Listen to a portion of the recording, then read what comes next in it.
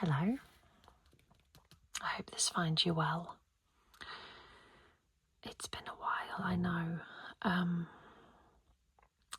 Today we're going to be going through this magazine together. And the reason I have this magazine is because at this moment in time I'm struggling with inflammation in my body, which has been so bad that I've been signed off work. And I'm currently not able to really eat much without being in excruciating pain. And I was in hospital getting checked over at the weekend, so I had some unpleasant symptoms. So I'm on a liquid diet right now, and today I brought a blender. So while I'm on the liquid diet, I'm going to get some ideas of different soups and smoothies that I can have to nourish my body, but also to make it better. So I'm doing this, and hopefully you can enjoy it with me too.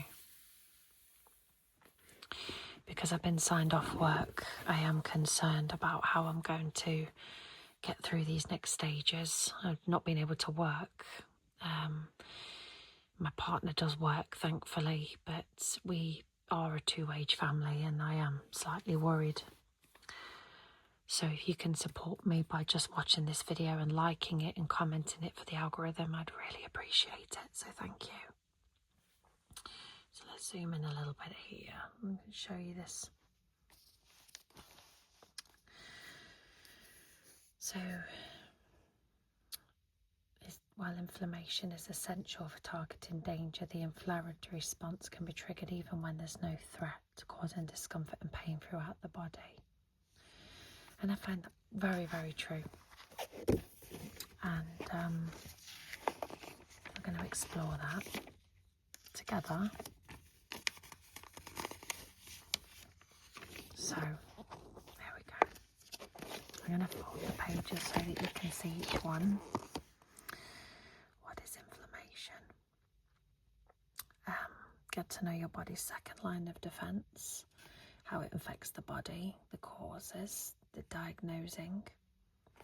Oh, and by the way, if you see I have black under my nails and on my fingers, I am using a new mascara and it's waterproof and I cannot get it off my fingers and it's stuck under my nails. I keep sort of picking it out, but it doesn't work. But apart from that, my nails aren't the best right now, so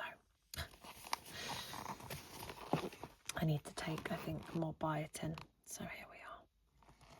Healthy habits, how stress impacts inflammation, how sleep impacts inflammation, exercise, weight and inflammation.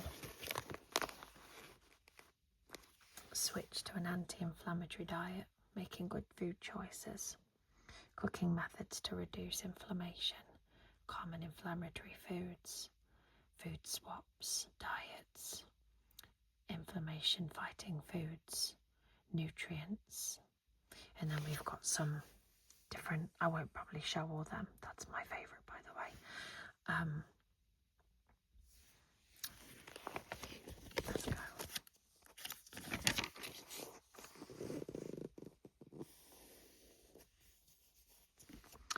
Ew. So is the science behind inflammation. So I know right now, so if you imagine this is your body, I'm having pain here, here, and here. And it's very annoying. I also have hay fever, which is also very annoying.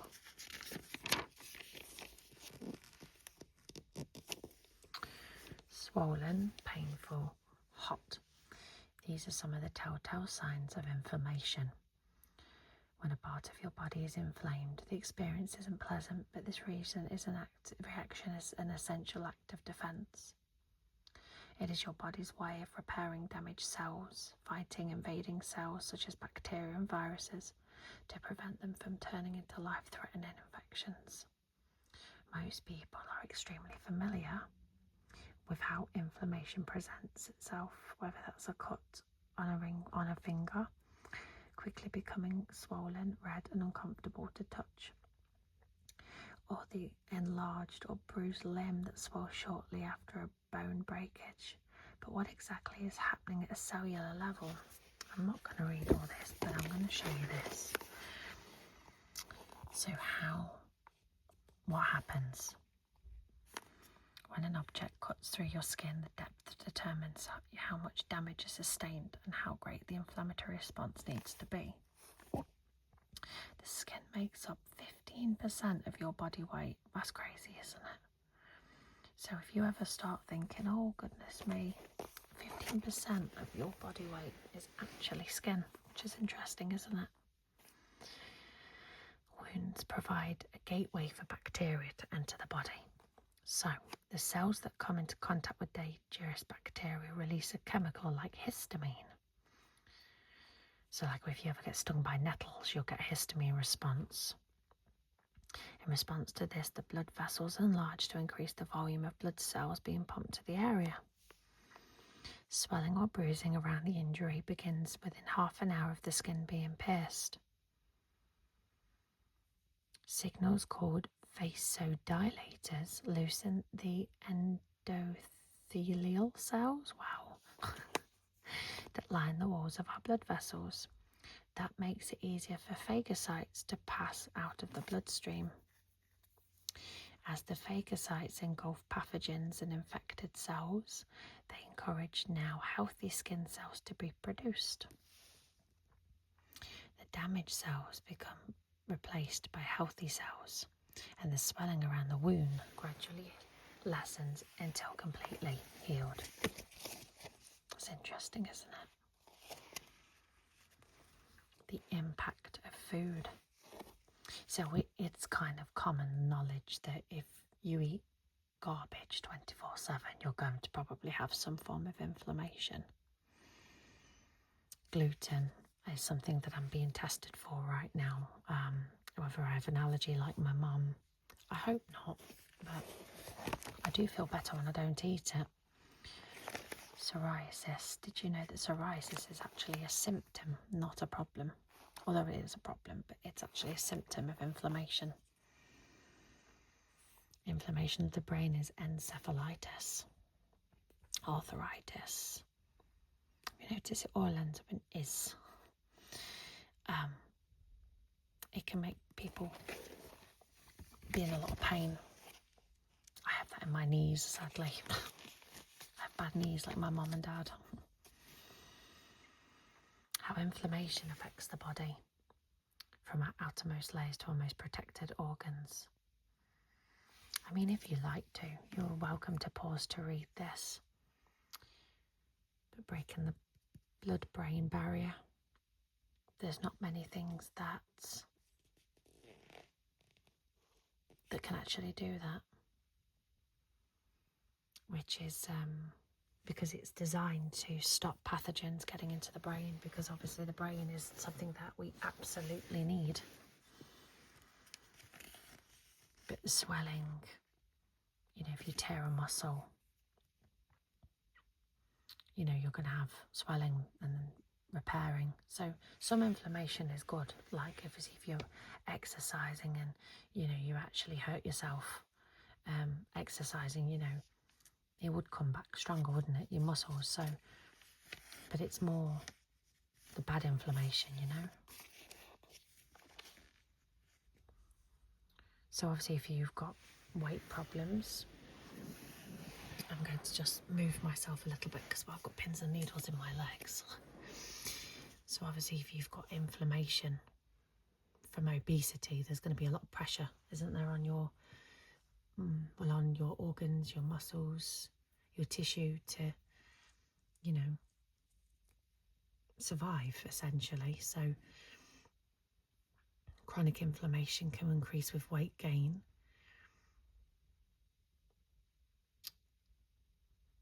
Here we go. Now this is interesting. So I've just done a whole thing about leptin. When leptin levels reach high levels, the body's energy balance is altered, making a person feel hungry more often, even when they don't require more energy. Leptin, that's the hunger hormone, so that makes you feel hungry. It contributes to chronic inflammation and creates a cycle. As the hormone encourages an already overweight person to keep eating, fat cells accumulate to contribute to inflammation and further produce leptin.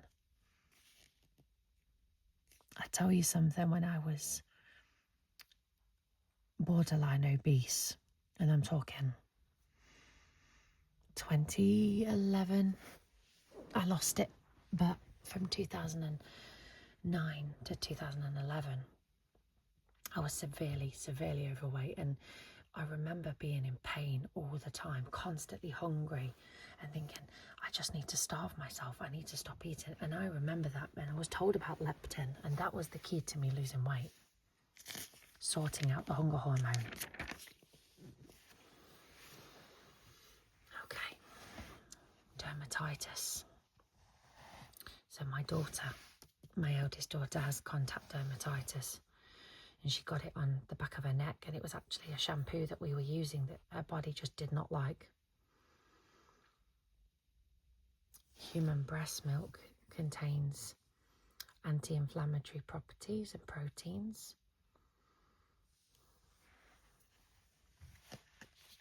Interesting, isn't it? So this is about pelvic inflammatory disease, about the heart becoming inflamed. That's very dangerous if that happens. Unlike the metaphor, having a big heart does not make somebody better. It can cause serious issues. Yeah, it's very interesting. But please do pause to read all of this. Inflammation causes. This is a big one for us. The damage of long-term toxin exposure. We are experiencing toxins every single day, from our water supply to our food, to the air that we breathe, to, you know, as you see here, look, breathing this stuff in all the time. It can't be good for us. So, you know, heavy metals in water.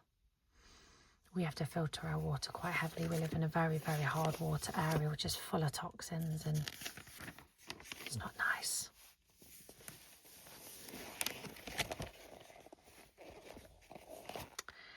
Grim. Parasites. They cause a lot of inflammation.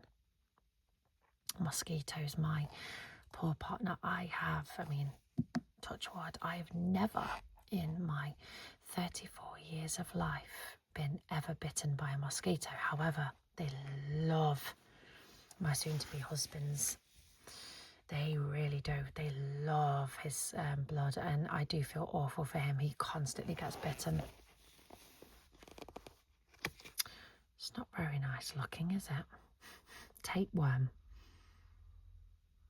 So, 5 common allergies: hay fever, dust mites, food, latex, and mold. How many allergies do you have? Put it in the comments. I'll tell you mine. Yep. Some food and mold. Latex I seem to be okay with.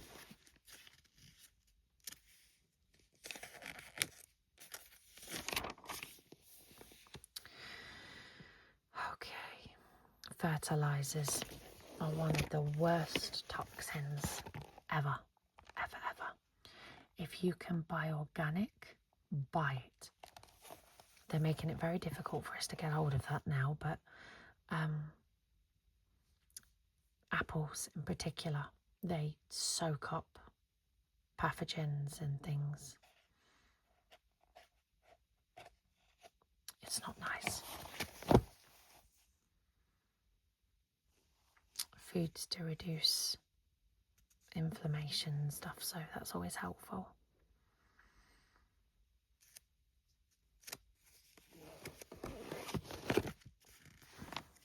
Let's have a look.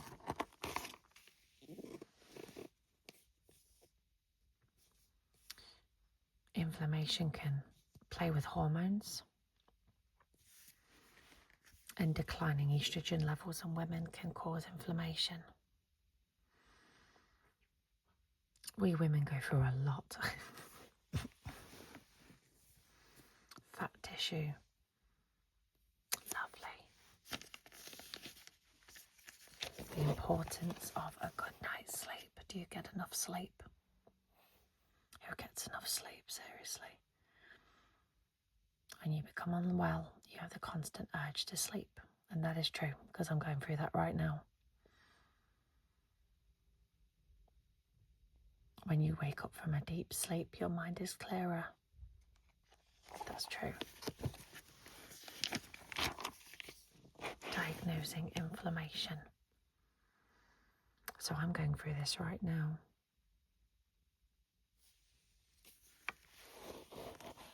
So this one's interesting for me. 5 common conditions misdiagnosed as bowel inflammation. Sarcoidosis. This condition usually causes swollen tissue to clump together in the lungs and skin. However, in less than 1% of cases, sarcoidosis symptoms are felt in the abdomen. It's definitely not that. Behçet's disease. This inflammation of blood vessels and tissues usually cause ulcers in the mouth and genitals. Lovely. Sometimes it can be found in the intestines, mimicking Crohn's disease. That doesn't sound very pleasant, does it?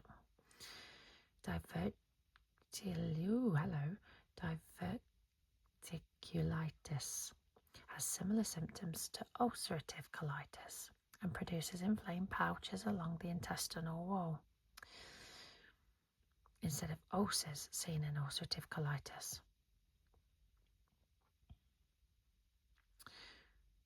Coccidioides is a fungal infection that targets the lungs.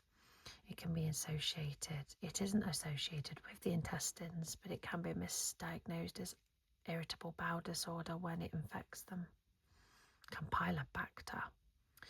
The bacterium makes its way to the intestines when it's ingested with food. It produces abdominal pain, fever and diarrhea, which are those the symptoms of irritable bowel disease.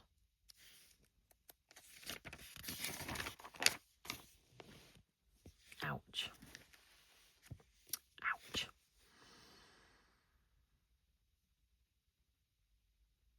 The first signs that you might be suffering from vasculitis are headaches, tiredness, fevers and pains. This is just all more about inflammation, diagnosing it.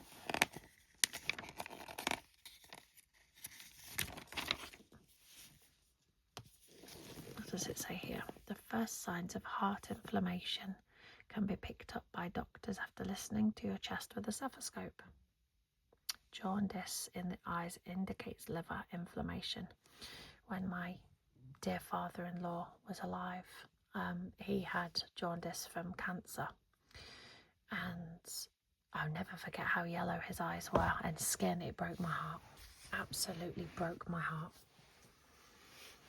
I miss that man very, very much. This small endoscope camera records your insides when swallowed. Would you have a camera in your body filming it? I'd be quite interested to see what my body looked like from the inside. How can doctors test your blood? They do a lot of that, don't they? And things like that.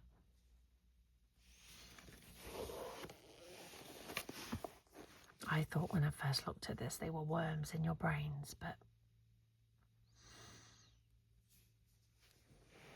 yeah, that's from a CT scan. Blood vessels.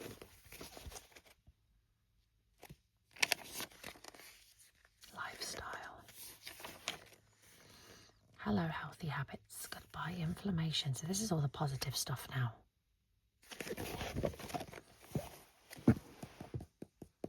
If you vape, I highly suggest you don't. Because I know someone that has a condition called popcorn lung, and it is inflammation of the lungs. Yeah, it is difficult, I know.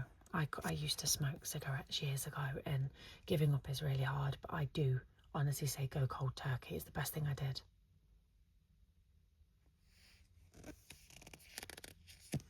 Get out and about, brush up your routine, mind matters. Oh, yes, mate, sorry. Trying to do this with one hand because my other hand's just here balancing me because I'm sat on the floor and I'm getting a lot of pins and needles. How stress impacts inflammation. Chronic stress can lead to chronic inflammation.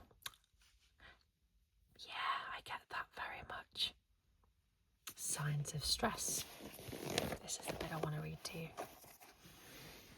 Watch out for these symptoms of stress, so you know when it's time to take action to look after your health and well-being. Struggling to sleep but feeling tired.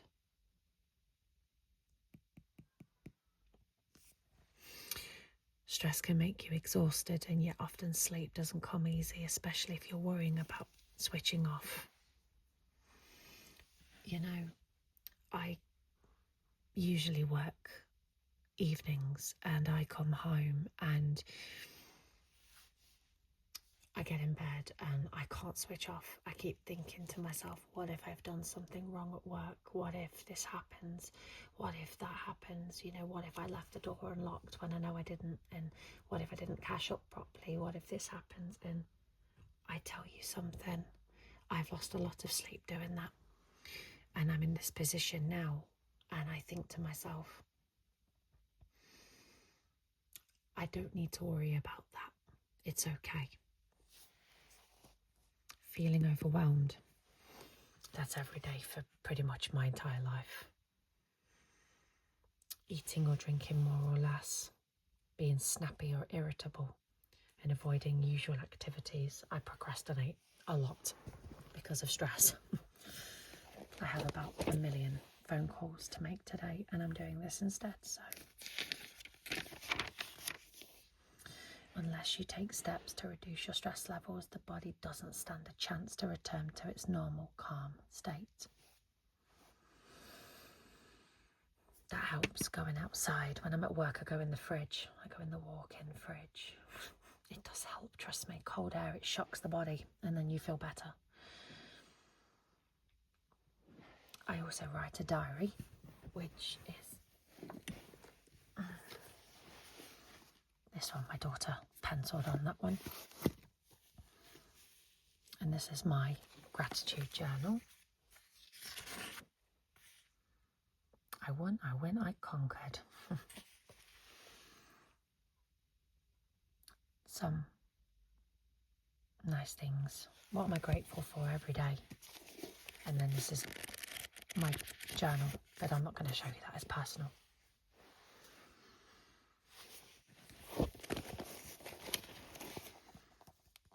If you know a stressful event is coming up, try to plan what you can so there's less to worry about. I agree with that. I'm a bit of a control freak in that respect. How sleep impacts inflammation. Again, pause to read if you want to read that, but this is a good bit. Go to bed and wake up at a regular time. Limit caffeine after 12 p.m. I'm still working on that. Don't eat meals too late. Create a dark sleep environment. Follow a bedtime routine. Get outside during the day and put devices away an hour before bed. Limit naps to no more than 20 minutes so they don't affect your sleep at night. Unless you're ill, then you can just sleep when you want. You need to regulate your circadian rhythm. Now this bit made me laugh, because in my house we wouldn't be asleep because you'd have my son kicking me and fidgeting. You'd have my daughter probably elbowing dad in the face. So that did make me giggle because, yeah, that doesn't happen. It doesn't happen. So this is about BMI.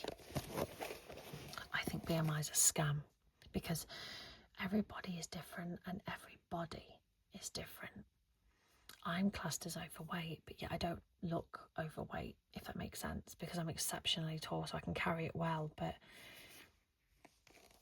I don't know, it doesn't sit with me, BMI. I'd rather do measurements and work it out that way. Food. Can't have that. Can't have that. Just these pasta, grains, it always gives me the worst bloating.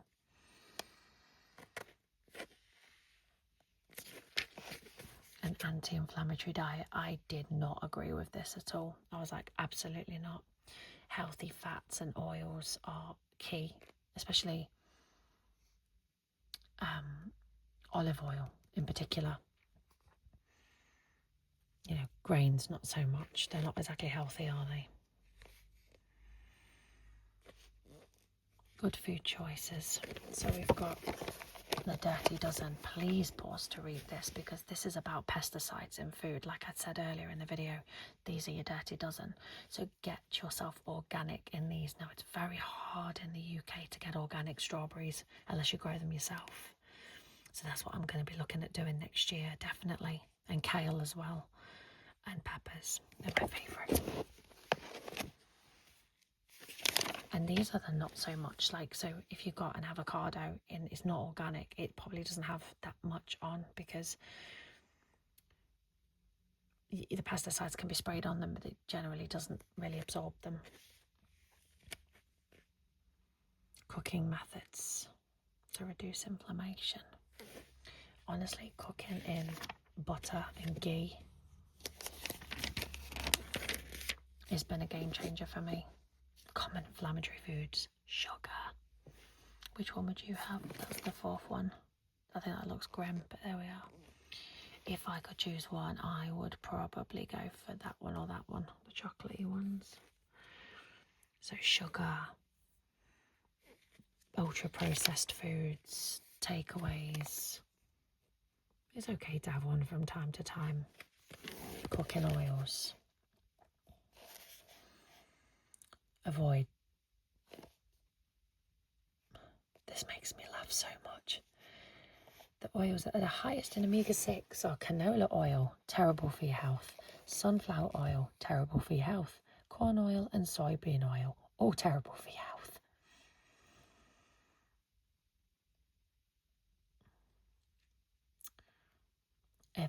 Extra virgin olive oil, that's what you need. And butter and ghee. Ghee is fantastic. It has a higher cooking temperature, so it doesn't smoke. Alcohol, I know, I don't drink really. People said, oh, at the wedding I'm going to make sure you have loads to drink. Well, you'll be wasting your time, because I won't be. Some meats, processed meat, can be a bit of a pain in the bum, but you know, it's good in like every now and again. Refined carbs and gluten. Dairy can be a pain in the bum, because some people are allergic to it, but I am not, so I'm still going to eat it. Go for the full fat stuff. Honestly, game changer. Okay, inflammatory food swaps. Here's the fun bits. So, instead of white sugar, swap for stevia. I agree, or honey. Instead of white bread, sourdough. I love a bit of sourdough. Sugary breakfast cereal, homemade granola or porridge. So yeah, as you can see, there's all different ones. Alcohol-free organic beer is so good.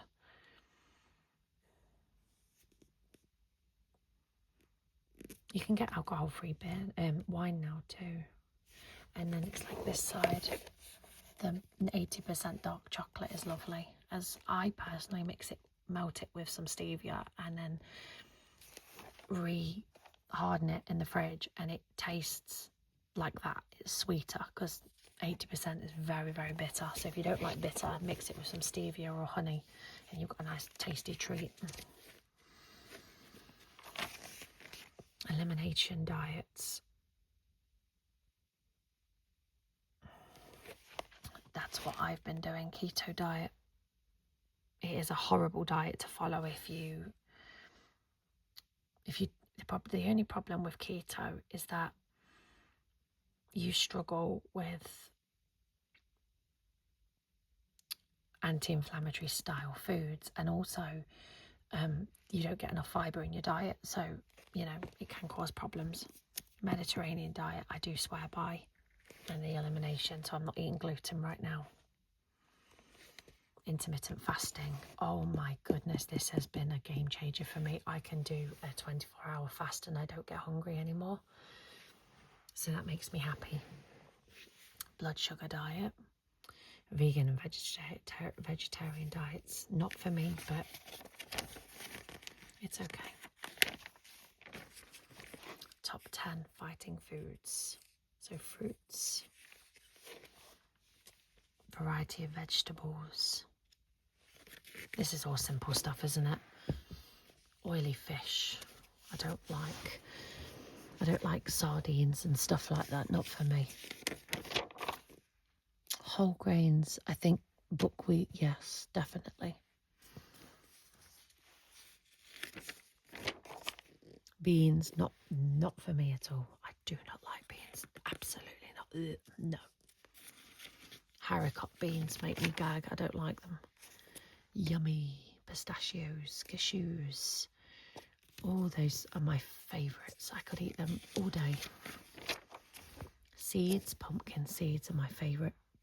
Chia seeds. Healthy oils, so cold infused or cold pressed as well. Very, very good for you.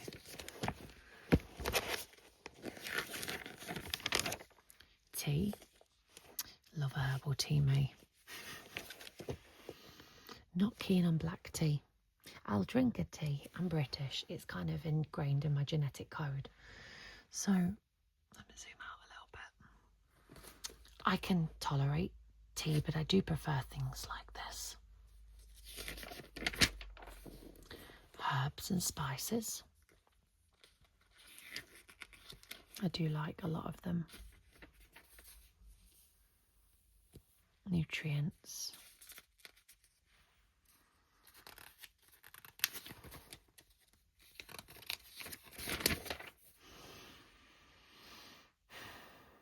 Macronutrients, water. Definitely vitamin K. I need to work on my vitamin K, definitely.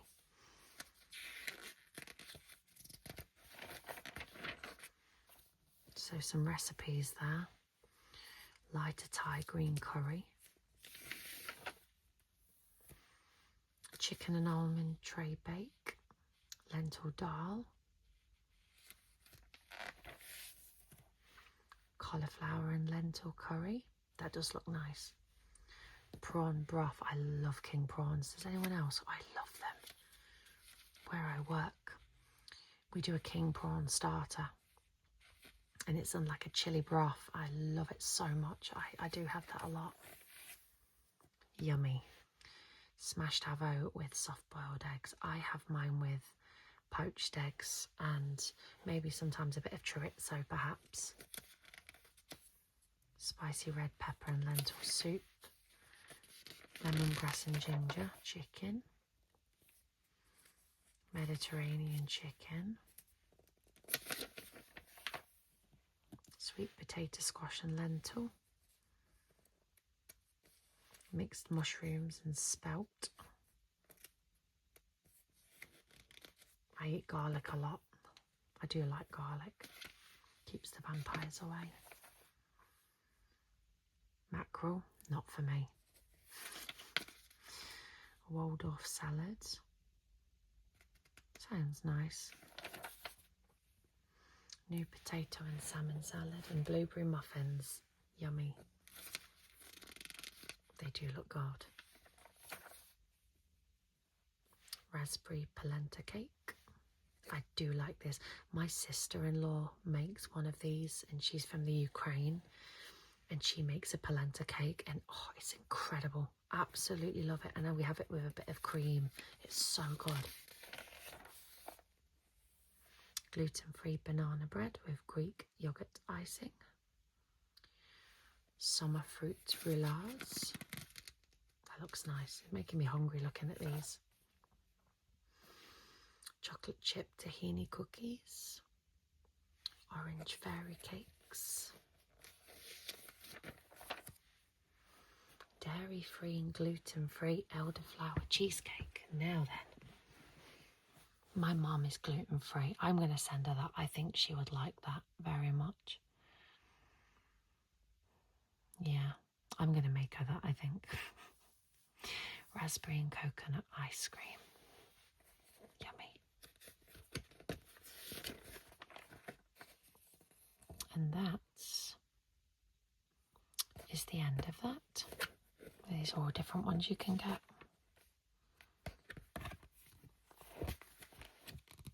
So thank you very, very much for reading this with me. Again, go over it, pause to read if you want the the back end of the recipes. I think I missed a page actually. Oh, I did.